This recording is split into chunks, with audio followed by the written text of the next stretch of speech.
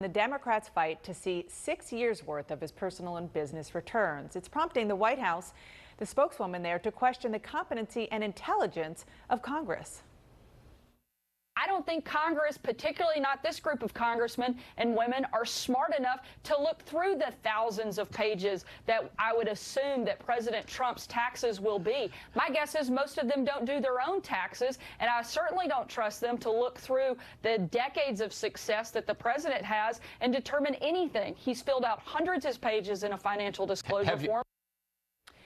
Now, Sarah Sanders' comments may come as a surprise to nearly 12 members of Congress because they are actually accountants. They are trained in doing just that, looking and making and preparing tax returns. 3 of those you're looking on the screen are Democrats. The rest are Republicans. One of the Democrats is sitting right next to me, as you see. He is Brad Sherman, and you are not only a CPA, but you also have a law degree, and you used to audit big business and government. So with that set up, let me ask you, are you smart enough to see the president's tax returns? I'm surprised to see Sarah Sanders talking about intelligence. If she thought that was an important characteristic, she probably would have chosen another employer. But obviously, all of my fellow members of the CPA and Accountants Caucus could understand whatever documents are produced. And I think to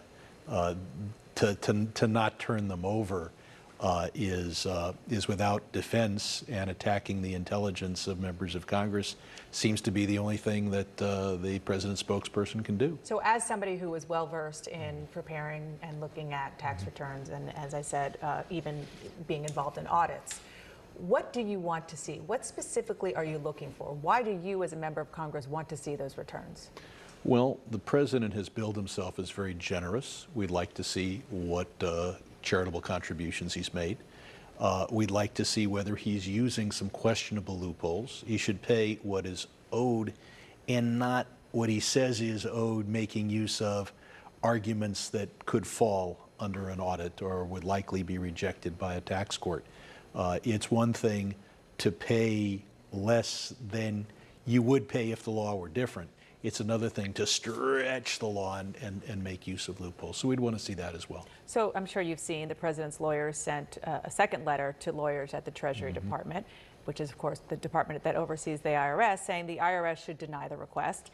And the president's lawyer writes this: Congress has no constitutional authority to act like a junior varsity IRS, rerunning individual examinations or fly-specking the agency's calculations. If the IRS commissioner does not hand over Trump's returns by April 23rd, which is what your fellow Democrats have demanded, what are you going to do? Certainly, we should get a writ of mandamus requiring the IRS to turn them over. We should Can you also explain what that is? That would be a court order telling the IRS to turn them over. Likewise, we should get them from the accountants as well. But there are strong reasons why we should look at these. It's the only way to enforce the emoluments clause of the Constitution and to make sure that the president isn't getting benefits and gifts of millions of dollars from foreign governments. It's also the only way to check that the IRS is following its policy, which is to audit every president and every vice president and do it in a thorough way. And the only entity that can really look over the IRS and make sure they're following their own policies is the Ways and Means Committee and the Finance Committee in the Senate. I want to turn to what's going on in your caucus. You're a member of the House and your Democratic caucus, and specifically the House Speaker's recent comments about the more progressive faction in your caucus, including Alexandria Ocasio-Cortez, Rashida Tlaib, Ilhan Omar, who have been the target of President Trump. Let's listen to the House Speaker. You have these wings, AOC and her group on one side. It's like 5 people. No, it's the progressive group. It's more than 5. I'm a progressive, yeah. However, I do reject socialism as an economic system. If people have that view, that's their view. That is not the view of the Democratic Party. Is it like 5 people? Is that fair? Or well, we have a lot of time in the caucus meetings? There are 3 new members of Congress who are getting a lot of publicity. In part, that's because Donald Trump has chosen to attack them. And we can't have Trump choosing who our leaders are. Our leaders, Nancy Pelosi, our leaders are the chairs of the various committees.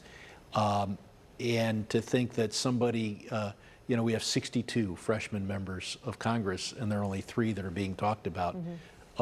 That's not a decision Trump should make.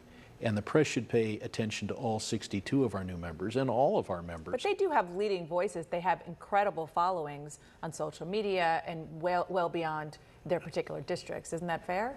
They are attacked by Donald Trump, and so they get a lot of coverage. It's chicken and egg situation. Trump should not choose who speaks for the Democratic Party. And the face do of the they speak for the Democratic Party? They speak as much as I do. They represent their district. I represent my district. I've been doing it for 22 years and have been entrusted with the subcommittee chairmanship by our caucus. They are relatively new members. That doesn't mean, especially Alexandria, beating Joe Crowley shows a real capacity to win a race against a major opponent. But many of us have done that, and many of us have beaten tough Republicans as well as beating tough Democrats. Congressman Brad Sherman, thank you so much for coming in. Appreciate it. Thanks for giving us your tax expertise as a CPA. No charge. Thank you. And just a short time ago,